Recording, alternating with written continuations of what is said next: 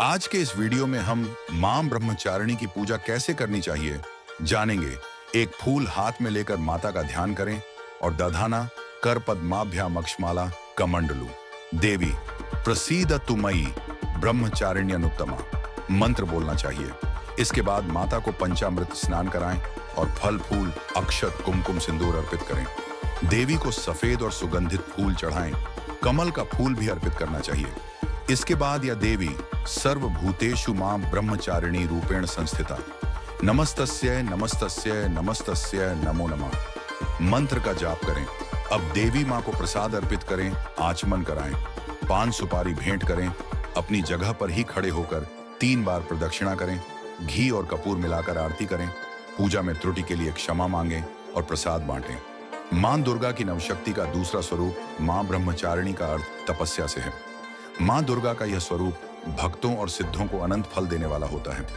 इनकी उपासना से तप, त्याग, वैराग्य, सदाचार और संयम की वृद्धि होती है। ब्रह्मचारिणी का अर्थ तप की चारिणी यानी तप का आचरण करने वाली। देवी का यह रूप पूर्ण ज्योतिर्मय और अत्यंत भव्य है। मां देवी के दाएं हाथ में जप की माला और बाएं हाथ में कमंडल धारण किए हुए हैं। पूर्व जन्म में इस देवी ने हिमालय के घर पुत्री रूप में जन्म लिया था और नारद जी के उपदेश से भगवान शंकर को पति रूप में प्राप्त करने के लिए घोर तपस्या की थी। इस कठिन तपस्या के कारण इन्हें तपश्चारिणी अर्थात ब्रह्मचारिणी नाम से अभिहित किया गया।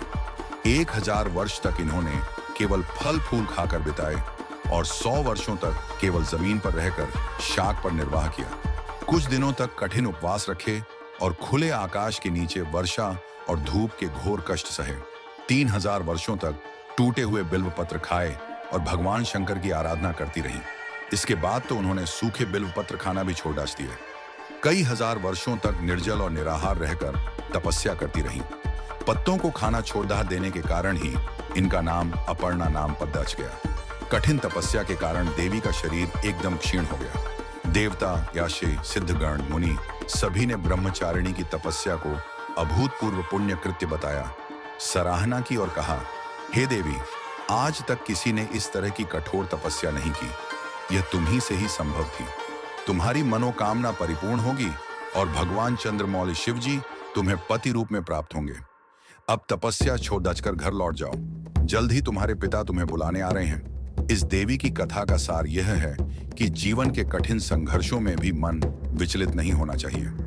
मां ब्रह्मचारिणी देवी की कृपा से सर्व सिद्धि प्राप्त होती है।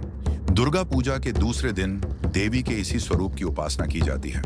माता के इस स्वरूप की कृपा से तप, त्याग, वैराग्य, सदाचार, संयम की वृद्धि होती है। जिस पर माता की कृपा होती है उसको हर तरह की सफलता मिलती है और विजय प्राप्त होती है।